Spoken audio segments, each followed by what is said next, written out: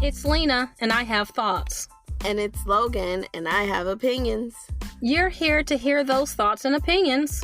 These are our unfiltered pop culture takes. This is Hear Me and Hear Me Good. Spoiler alert. Married at First Sight, Episode 5. What's the title of it? Last night was magic. Okay, so we are starting off with Virginia and Eric. I will tell you the most shocking thing from the episode involving Virginia and Eric. Okay. Eric has a tattoo. I can't stand you. I can't stand you. Okay, one, it is a totally appropriate tattoo for him because it's in this weird spot.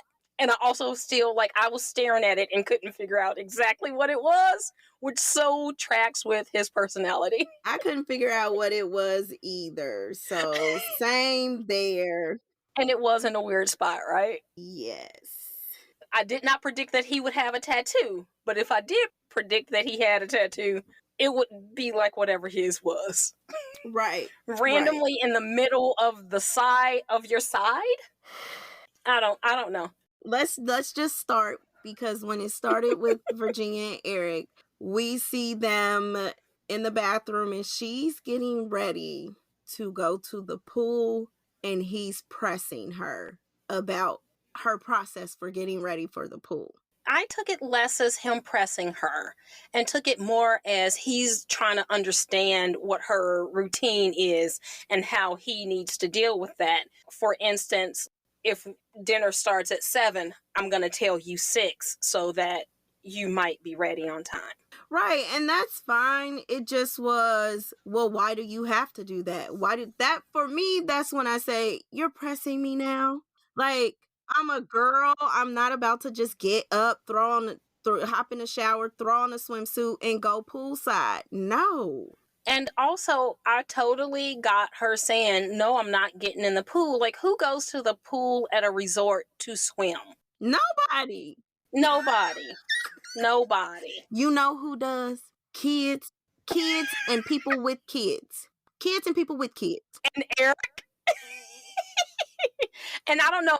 I don't say his name Eric. I say it Eric because it's with a K. That's so wrong. You got to stress that K. But, okay, so you can say what you want to say about Eric. However... Thank you for pronouncing his name correctly. When they finally get to the pool, he's like, something's missing. She's like, drinks. And that's exactly what he was insinuating. So I could appreciate him understanding. Let's go ahead and get the party started. Let's relax. And even more so when that shot came. A shot? Okay, that was not a shot. That was a whole drink. That was a Vegas shot. I've never been to Vegas. When he said half a shot, I felt seen because I'm a half a shot girl. Listen, it is the daytime. We are out here in the heat. And even though we are standing in the pool, honey, if I take this whole shot, it's going to be a whole movie. So give me half a shot so I can gauge my body and see what we working with first. And I stand by my assessment. A half of a Vegas shot is a whole regular shot. It probably is. Okay, as long as we're on that page. So they also had a conversation where Virginia was talking about having lots of guy friends, and Eric said girls and guys cannot be friends. How do you feel about that? To a certain extent. Like one of my really good friends is a male. I'm not hitting a bar with him every weekend. I'm not even hitting a bar with him once a year, we still talk. Like, he has my phone number, I have his, we text each other. You can be, but I think at age 26, when you're still on that club scene and you get drunk on a regular, right, it's kind of tricky. I also think that if there's hard boundaries there, I think it's possible. Right. That's what I was going to say. Like, it's hard to have boundaries when you consume that amount of alcohol. There are no boundaries with alcohol. I also don't know that I have been, because I think of like male friends that I have, and I don't have many of them. And like one of them I've definitely had sex with. So, That too. That's the thing, when you new to the scene and your significant other already got friends, is it appropriate to say, have you hit that? and I think of it from the flip side. Like, I don't know, and maybe it's given my history with my ex, I don't know how comfortable I would be with a guy saying, oh, yeah, I have a whole bunch of female friends. It's not happening. Especially if they are not in committed relationships, and they're gonna have to be my female friends. Like, if we aren't getting along, then they not your friend no more. That's what I was going to say. Now, to Virginia's defense, she said that she grew up with all brothers and she does get along with males more, which that's valid. But for me, coming from experience, my husband has never met a stranger in his entire damn life. So That's that Pisces. it is. It really is. I tell you, boy, them Pisces don't even understand. They want everybody to be included and everybody to have fun, and it's not always the time for that. That's definitely something that you have to be vocal about, what your boundaries and expectations are. And it's that, and you leave it there. You just leave it there. You can't try and police anybody about who they're hanging with or who they're talking to.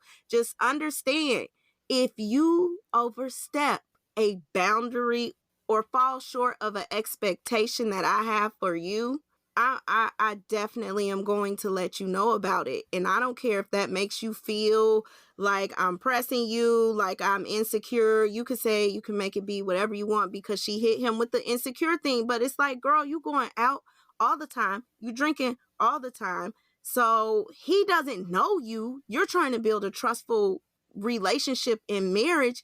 He's just letting you know that he doesn't believe, and he didn't say they could never be friends. He just said that he didn't believe that it was a blanket statement, like that you could just be Right. friends with men as a married woman. There are definitely boundaries there. The other reason I think it would be true for Eric is because he does travel a lot. He is away from home a lot because of the fact that he's a pilot. And you need to be able to trust that she's not hanging out with these friends and something might happen. And I just think that it's something that needs to be built up. That right Right. now, she might need to take a step back from all of that because it's a new marriage with Right. someone you don't know. Right. That's what I meant. Like, this is somebody you're trying to build a trustworthy relationship and partnership with. So if he's telling you that's something he's not comfortable with, maybe not go out as much with the group of guys. Maybe be more transparent and have more conversations. Okay, one other thing is that I like the fact that he said that, I got your back, regardless of what it is. Paying the bills, you trying new stuff, etc. That's fine. And I think that we have to mention that she also had a little bit of insecurity when it comes to how often he's gone. And my neighbor across the street is a pilot. Ironically, his wife is a flight attendant. I don't even know how they made the child that they have, because they definitely aren't on the same runs. And it is good for him to be at home, because he's able to take care of the house and do things for half of the month. But Virginia just seems as if she was going to be a little needy, and that Hmm. she wouldn't know what to do when he wasn't there. First of all, if the pandemic has taught us nothing else, you can still communicate. Girl, the pandemic, not the pandemic at this time. It's 2020. FaceTime, Google, whatever the heck they have, whatever that's called. Hangouts. Thank you. Hangouts, Zooms, all kinds of stuff. It's like there's so much, like that shouldn't even. But I think the bigger thing for her was, well, when we have kids and your kid has a T-ball game, girl, then you do like I do as a good wife. I have that camera out and I record every minute of it. Every minute of it. That's what you do. So next up is Brianna and Vincent. Okay, we already love Brianna and Vincent. Mm-mm. Mm-mm. Mm-mm. Uh-oh. Mm-mm. Uh-oh. Uh-oh. You can't start with that. You can't start with we already love them. Why not? I got one word. What? How did he say it? Dogder? Remember when he said, "Oh, look at his dogder"? Oh, he made up a word. He made up his a word for her portmanteau. dog. He said that's his basically trying to merge dog and daughter. I was like, oh my gosh, you're annoyingly cute AF. I'm sick of it. I'm sick of it. I'm like, Uh-oh. I just knocked everything over. Knock it all over. I'm sick of it. We don't even have to talk about them. Everything's looking good. We may not have said it, but I think we were both thinking that on the previous episode, when she was very supportive of him when he had found out about his grandmother being sick, Mm-hmm. that was real and true intimacy. And then I was like, they about to get it. Oh, she was ready to wedding night. She just had to, She was giving him some Southern comfort. Let me tell you. Let me tell you, because the fact that he in this episode acknowledged her being there for him was great. He did it multiple times. Yes. And her reaffirming him that that's what she is there for was everything. Oh, just give them their own show. I don't even gotta watch nobody else. No shade to the other couples, but well, that's not totally true. There are some other things I gotta watch. But listen, not only did he acknowledge that she was there for him to like in the little like confessional, he said it in front of everybody else, like bragging on her, basically saying she was really there for me as I was going through everything. And that was organically how them having sex came up. It wasn't a pressure thing or anything else. It just kind of went from there. And you could see it when she was comforting him, that she was really just trying to be there for him, and that closeness. He was vulnerable, and then she just accepted that.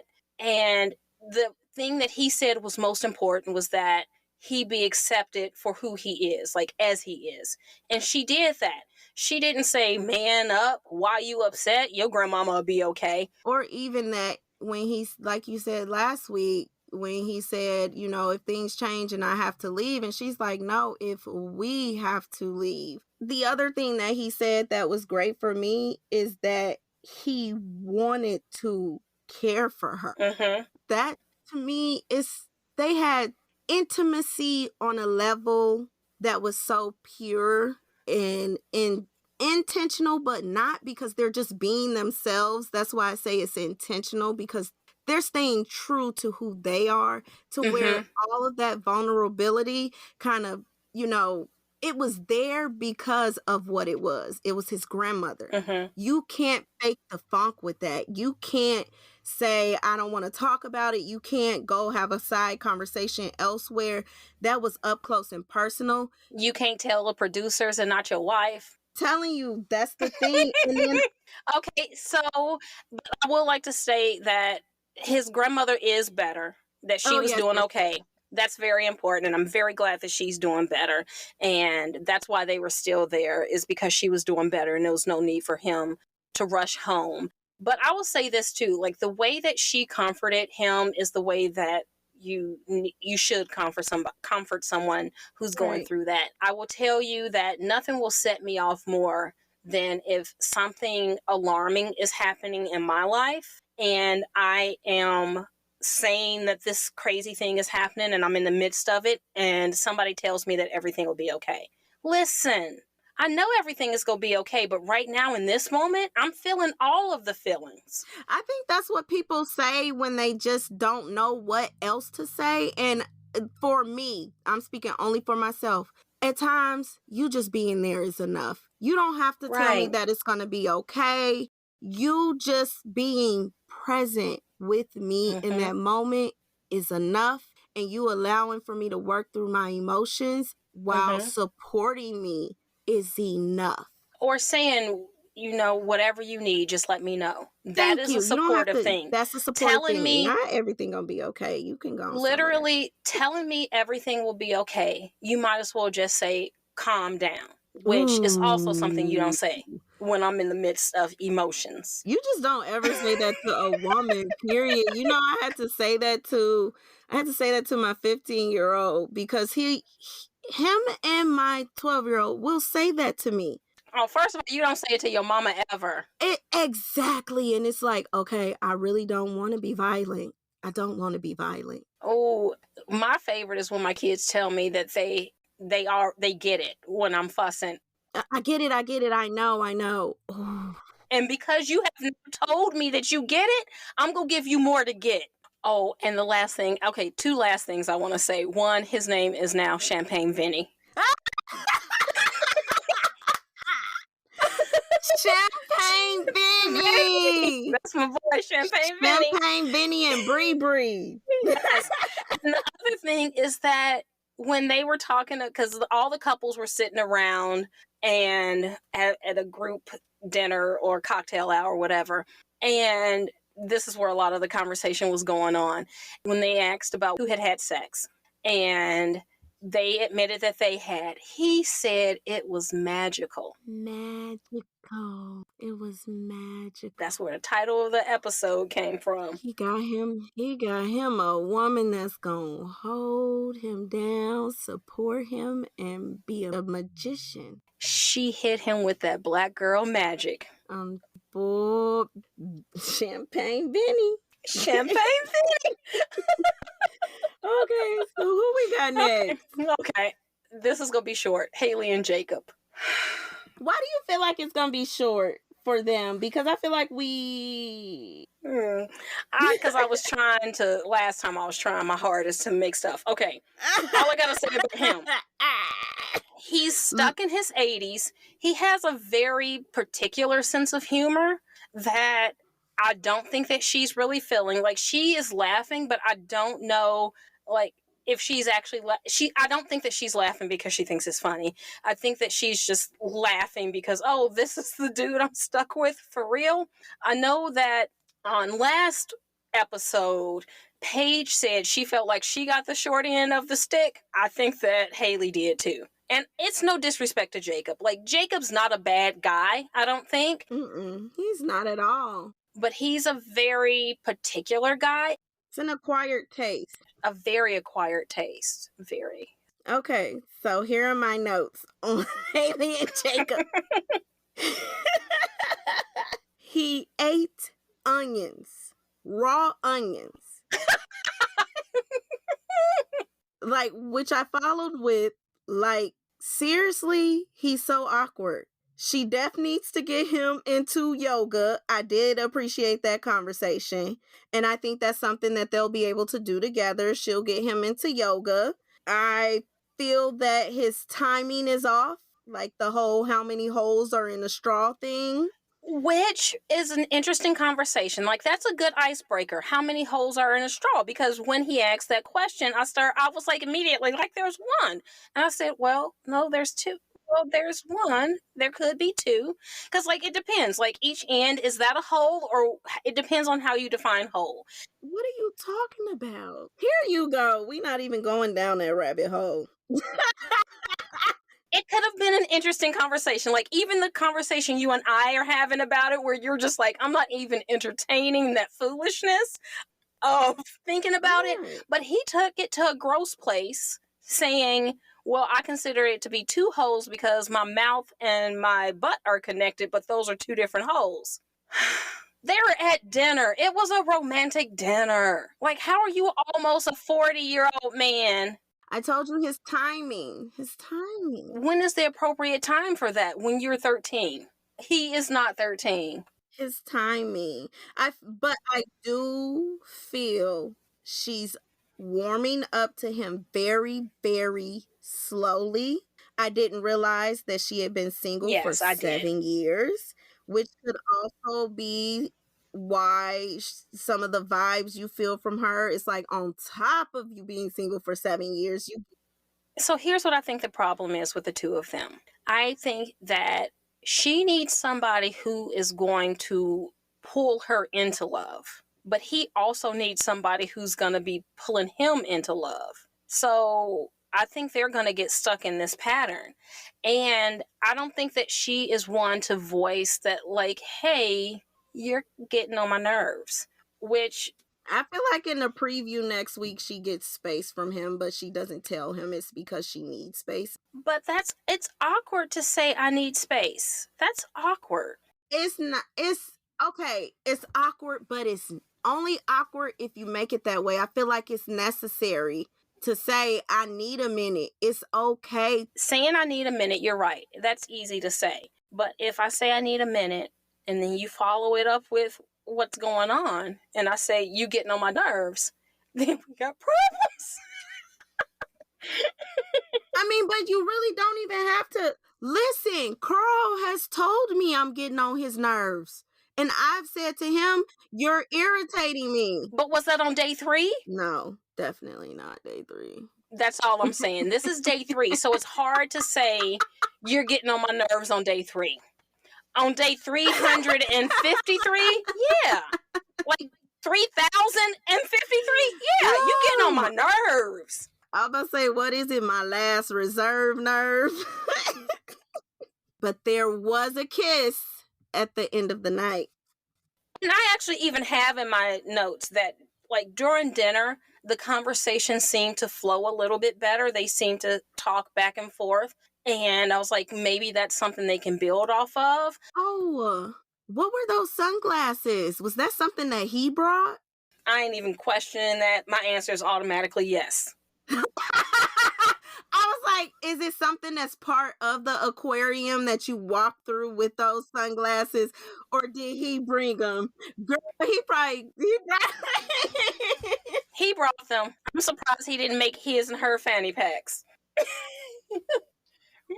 We go ignore that. Shut up. I would have, listen, you know I love a good fanny pack. Okay. I could not see having a sustained conversation with him. So maybe that's why I'm struggling. Okay. On to Clara and Ryan. So I will say this. I do think that they may be a good match. I think that there's potential there.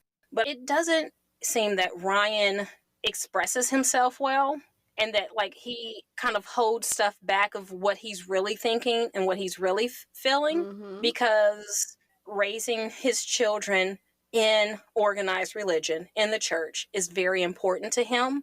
But when she was saying that it wasn't, you could see him thinking behind his eyes, but you only saw him just nodding and saying, yeah, like he understood or felt where she was coming from, because he just wants to be non-confrontational.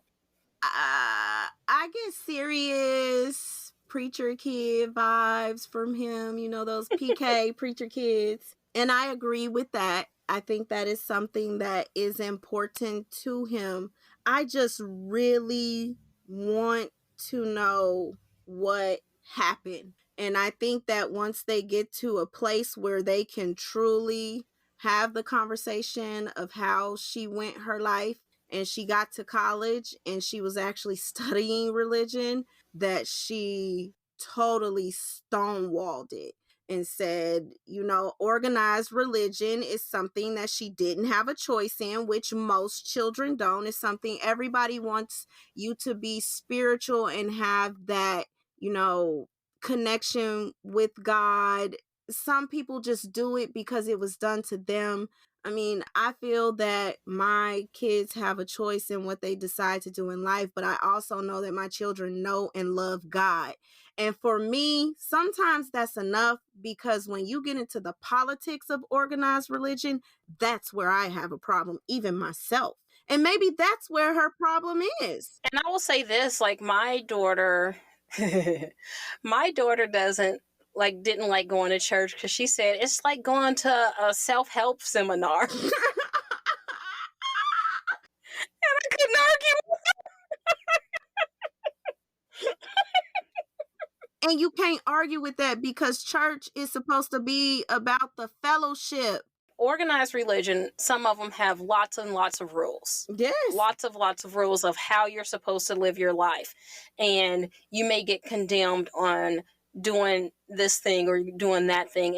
But how am I get condemned? Like, the Lord is gonna, that's between me and God. That's our relationship. You get condemned by the church. Like, you get the people talking about you and you're backstabbing, or the people looking out the side of their eyes and gossiping about you. Like, all of that is alive and well. Oh, trust me, I know. I was pregnant at 18. I know this. I know this. Look, Clara and Ryan, they're seriously growing on me. Yes, I agree. The conversations that they are having are great conversations. I think talking about kids, living arrangements, cleaning habits. All very practical stuff, and I appreciate that about them. Right. And I love that she bragged about him making a playlist. Yes, because that really touched her. It did. She had always made playlists for her boyfriends in the past, and one had never been made for her. So when he sent that to her prior to the wedding, it was already off to a good start. He already won Yes. her heart a little bit. The major concern that I have for them, and I don't think we brought this up last time, is that he has never told anybody that he loves them. And I feel like she is someone who very much so needs that. Oh, it's yeah. But you've already acknowledged that he holds back.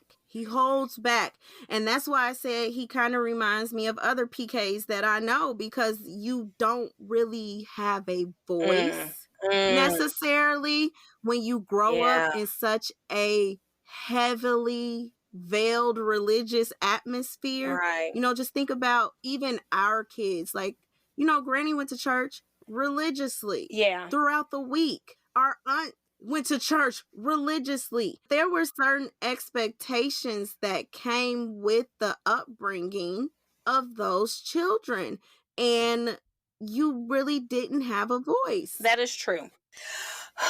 So let's take a deep breath, do some stretches, buckle your seatbelt. Okay. Oh, Lord. I don't even know. Look. We are about to talk about Chris and Paige. It's Lena and Logan. We're cousins and romance authors. In addition to Hear Me and Hear Me Good, we host the True Love podcast, That's So Me Cute. We share the pivotal moment in a person's life when they find their love. Every couple has a meet cute, whether they're high school sweethearts or met online. They all have a unique love story. Meet cutes aren't just for couples. We discuss all types of love, like when best friends meet or when someone finds their passion. Fall in love with That's So Meet Cute wherever you listen to podcasts. As we predicted, Chris has gotten someone pregnant who is not his wife. It's his ex-fiance that is pregnant. He claims that he got a call, but I did not see footage of him receiving a call.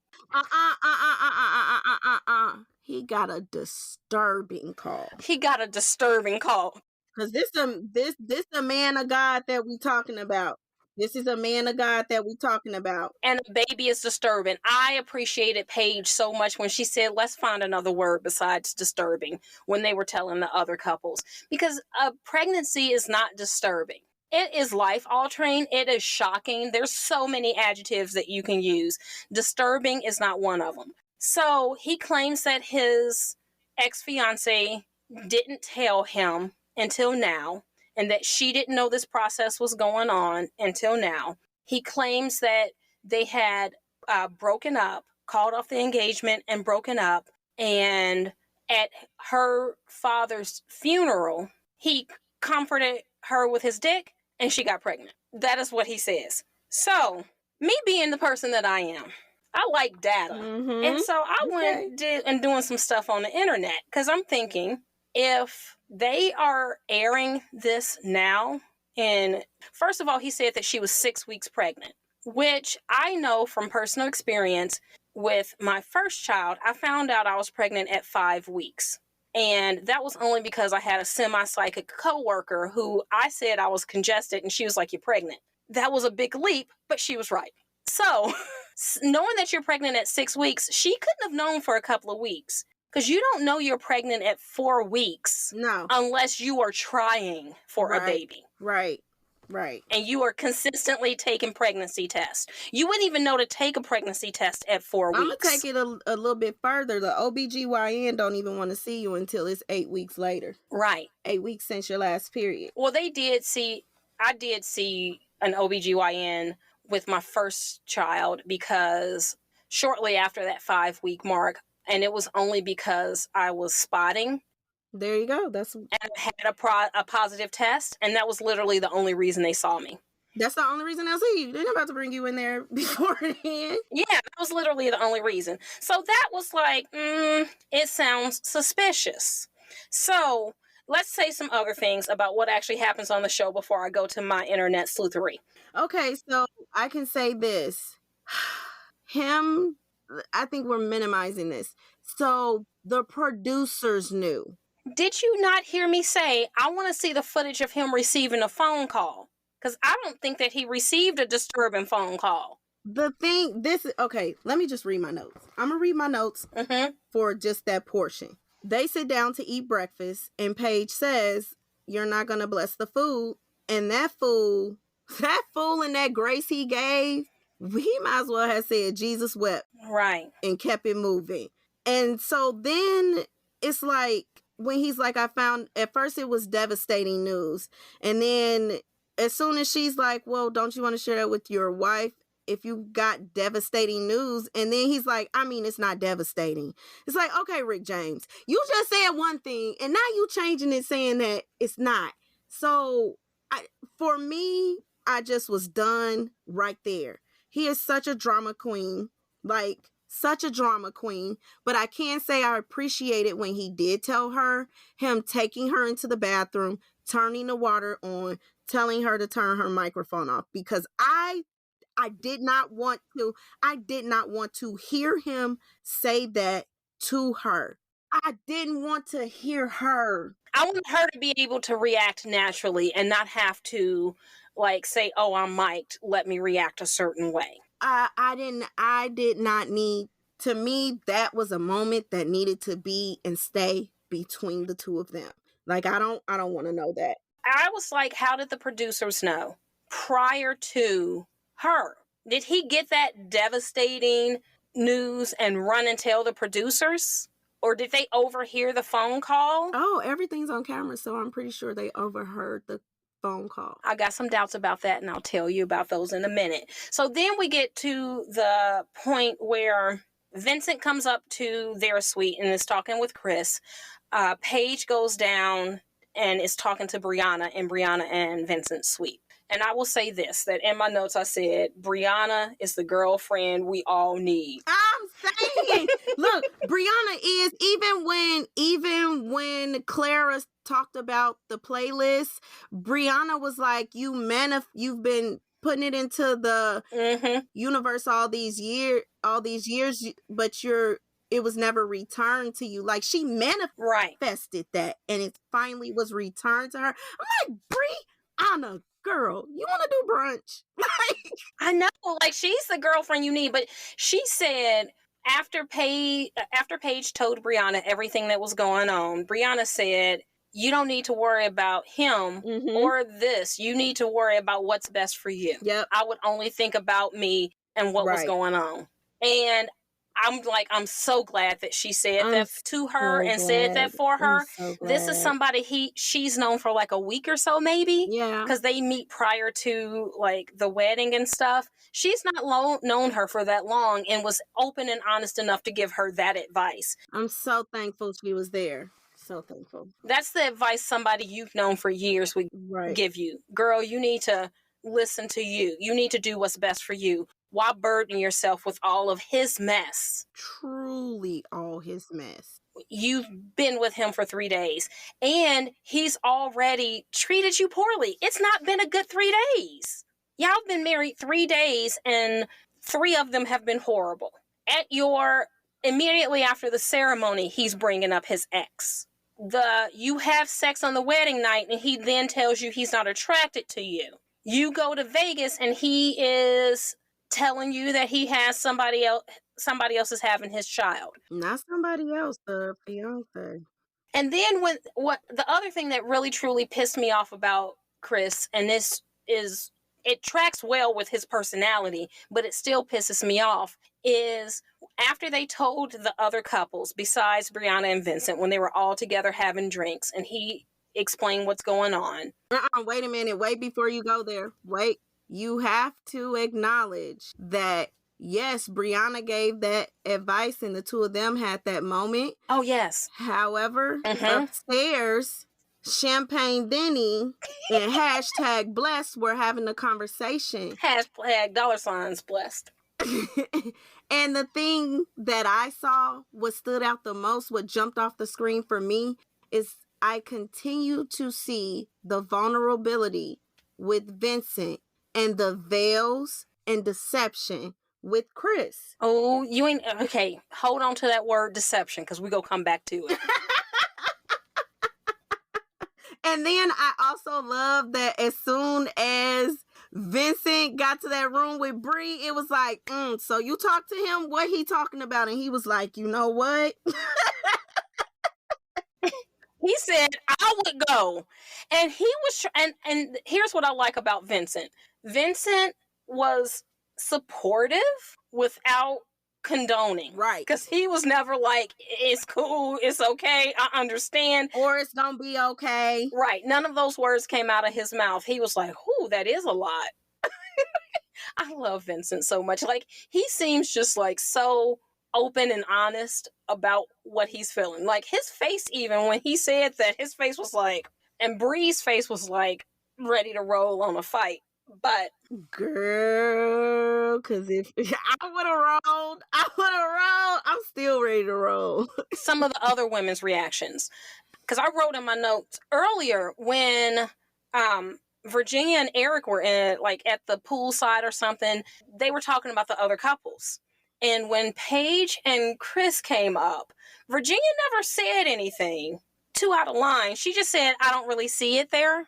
And then she kind of she said, but it could work out. But the face that she made said she don't think it's going to work out. Right. Virginia is saying that there might be something to it. But that's the thing. You feel the vibe. And that's what Eric said, that it was a very weird vibe there. Mm-hmm. When they broke the news to the group, Paige said that maybe this is God's plan, that he put us here for a reason.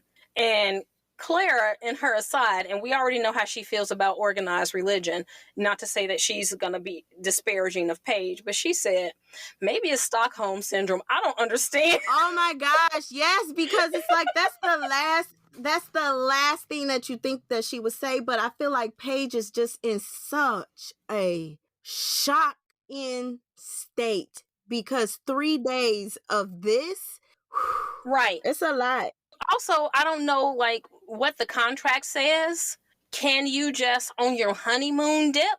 I don't know. So let's talk about that word deception that you brought up. So after they told the whole group, he gets upset that they seem to have Paige's back more than they had his. Look, that's because Haley was like, I'm sorry, I don't know you. Because Haley literally was like, are you okay, Paige? And then she looking at Chris like, I'm sorry, I don't know you. When she said that, I screamed. And let me tell you how I love Haley for that. Because the thing about it is, other than her being maybe too nice, there's nothing you can say negative about Paige. And he did say that when they went to dinner. He did say that. Okay, first of all, I bought none of what he said during dinner. When he says, you're my queen and my attraction for you has grown since yesterday? Right. Since yesterday. It's been a week between the episodes, but that was yesterday. Literally, we landed last night. Here we are. But no, in reality, that was yesterday, dude. It wasn't that far away. How much could it have grown in that little bit of time? He is such an abuser. Like, he's such an abuser. Okay, So come on. Give me this timeline because I know you didn't did your research. I did research on them, but it was more about money. did you watch the like episodes prior to the first episodes, like the matchmaking episode, etc.? The casting special is what they called it. I can't remember. I think I did. I'm going to give you some highlights from the casting special. So this is when they went to go tell each person that they had found a match for them. Okay. So Pastor Cal went to meet with both Clara and Chris. He was the one who told both of them. When he went to meet with Clara, like without prompting, admitted to having gone out with an ex 2 weeks prior. And she said that there was nothing there. Like, he called her up out of the blue. She went to dinner. She said, I think it was just a booty call. I don't have time for him. Pastor Kyle said, you need to block his number. Where's your phone? She pulled her phone out, blocked his number right then and there, with Pastor Kyle sitting next to her. She was upfront and honest and open about it. Okay? Let's flip over to Chris. Pastor Kyle asked if he had any attachments, any strings or any attachments to anyone. Was there anyone out there who would be upset by this process because they thought that they were together? And Chris says no. Pastor Cal, thinking that this is funny and cute, responds with, well, I have word that there is somebody out there who thinks that they are in a relationship with you. And Chris was like, oh, really? But being the good criminal that he is, he doesn't voice anything, because that's how you get caught, is when you start giving stuff away. You let the other person say the stuff. Because Pastor Kyle says, yes, because we found you a wife. You're getting married in 2 weeks. Oh. And there was like a wash of relief over Chris's face. So now I'm going to hit you with the deception timeline. That is now what I'm calling it. So in October of 2019, Chris and his fiance started dating. His ex-fiance, I'm sorry. 4 months later, in February of 2020, they were engaged. The Married at First Sight selection process started 1 month after his engagement, in March of 2020. 3 months later, in June of 2020, the casting was solidified, meaning that the experts had chosen the matches.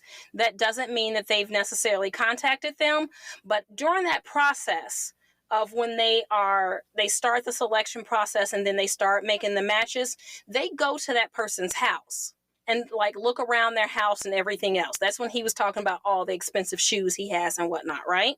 So that's happening somewhere in that time between March and June.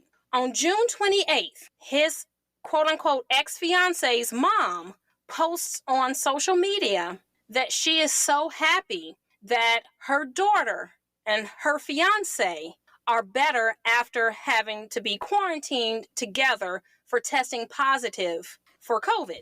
Damn! Right. So that was June 28th. And in August, they started filming Married at First Sight, and he's walking down the aisle to Mary Page. Now, is he doing this for money? Not from the show, because they don't really pay you to be on the show. You're not getting a check to be on this show. I looked it up. You get $150 per diem. You get $150 a day to be on the show. You still have to pay your rent and go to your job and do all that other stuff to make ends meet. Like, you're not getting rich off of the show. Are you going to get more followers on your Instagrams, etc.? Yes. So I pulled out my red string and my index cards, and here's some theories that I came up with. One theory, he's just an F-boy. And See, give him the full word. I know you don't cuss. That's me. I don't know, like, if it still counts as clean if I say that. So that's one theory, that that's just him, because he was engaged at the point in time where he started. He was freshly engaged at the point in time where he started this process. Theory number 2, you get engaged. Maybe you all start spending more time in one space together, and you start realizing, well, maybe this won't work out, but I really do want to get married. So let me go ahead and fill out the application for this show just to see if maybe they'll find me a match. Okay? But here's my big conspiracy, and I'm going to say that this is an out there conspiracy. What if both him and the ex-fiance filled out applications so they could get on this show and become famous. Because they figured, oh, we are such a perfect match. The experts will match us together. I don't think he's that smart. I think you give him too much credit. I just need to know, I just need them to pull her name and see if it's in their database as having filled out an application. That's all I'm saying. I mean, it would be worth seeking that out, but I'm gonna go with definitely the first thing that you mentioned, the F boy. Either way, like how are you engaged to somebody, and then your family shows up at the wedding, and it's a whole other somebody? Are they all shady? No, they're enablers. That's what they are. And we're not enablers, especially not when it comes to abusing a Black woman, physically, mentally, emotionally, none of that. When your brother says F-boy stuff, we are quick to correct him. Mm-hmm. When he posts crazy stuff on Facebook, oh, he already know I come from my brother. I'm in the comments. All up in the comment section saying, listen. And your stupid little friends who liked your stuff, I hope they receive this message just as well. Holy water for all y'all. It don't even have to be holy water. It's common damn sense. I know. We need to sprinkle them with holy water so maybe they can get some common sense. I feel like they're enablers. They're enablers. Great enablers. And I hope and pray that Paige just leaves and she gets her show turned in a page that we done made up. Listen, chuck them deuces. Hashtag turning a new page. Boom, here we go. Give it to her. Because this is a phenomenal woman. Phenomenal. My goodness. Phenomenal. And you should see some of the pictures and promotional pictures and stuff where she is just looking so beautiful, so radiant. Gorgeous, radiant. And she has not raised her voice. No. She has not thrown anything. Mm-mm. She has not gone off on him. She's wanted to be supportive of him. Mm-hmm. But I will say, before we tie it up and we're done, Virginia and Eric came late and they had to be, they had already been drinking, and you could tell because Virginia couldn't let that shit go. It was like, are you sure it's your baby? Like, what are we doing? She was like, what I mean? You got 9 months. Like, but I think that Virginia is an immature 26 and not like immature and like, oh, she needs to grow up way. She's still young and having fun. And that's totally okay. Right. And that's fine. I don't think that she knows like to filter herself at all. I don't think either one of them knew because Eric even was in on it too. Yeah, but the questions Virginia was asking were a little bit more. The questions you ask if you were one-on-one with Paige, and his broken ass wasn't there because it was him. Actually, I don't even know if I would ask those questions one-on-one with Paige when if Bree had asked those questions with her, understandable, because they have built some type of camaraderie as Black women do. And that's how I mean. If you're one-on-one and you have that, but they don't have that. Now you're being nosy and messy. Virginia was asking all the questions that I wanted answers to. She was, and that's why I ain't ding her too much for it, but it's like, girl, no, not right now. And I would have not asked those questions, not out of respect for Chris, but out of respect for Paige, because she's holding it together, so I'm going to let her hold it together. And that's my thing. I felt for Paige with them doing that, and she's like, I could just feel him. She could feel him. Like, she could feel that tension coming off of him because it was just there. But then, like, mainly because you mad because everybody else doing good. So they showed the preview for next week's episode, and we know that this is the episode where Chris is going to get into it with Eric. So I wonder if the reason that this happens, because it kind of seems that Eric says, come on, let's go, to Virginia. I wonder if Virginia is still like popping off at the mouth. No, I'm just joking. I wonder if Virginia's still asking valid questions, but not questions. It's not her place to ask these valid questions. And if Chris says something out of line in turn to her, and which Eric is going to defend his wife, and then he's just like, come on, let's just remove ourselves for this situation.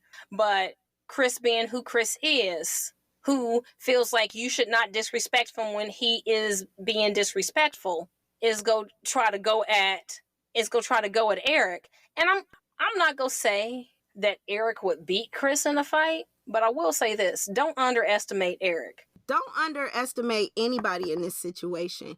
Um, except for Chris, because he'll never meet any expectation or anything. Like I just don't even. You could set the bar could be subterranean and he ain't gonna meet that expectation. But more importantly, don't underestimate Virginia, because I think she a fighter. Oh, I know she'll fight. I feel like she would, but I just.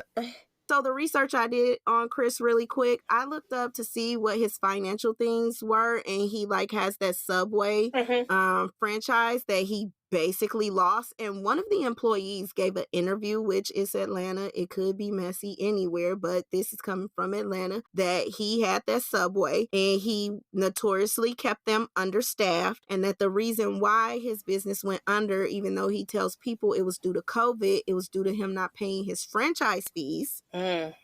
And I've heard of people losing those type of establishments because of that. And they also said that when he would visit the location, he spoke poorly to the employees and yelled at them often. So I'm so done with Chris to where I wish they did the show in segments so that I could just not even watch his trifling ass no more. To wrap that up, I want for Paige to get some distance between her and Chris. Yes. Because her sister made a very good point, and I said this when we initially started talking about this. She said, see, and then he'll say something that make you think, I do kind of like him. She needs that distance so that she can make the best choice for herself. She needs to do what is best for her. Right. Because also in that preview where he's about to fight, he says, I don't want no other man raising my kid, which I hate hearing that. Oh, that is like... The point in time for you to think these thoughts is when you were having unprotected sex, and that would have made you put the condom on. Thank you.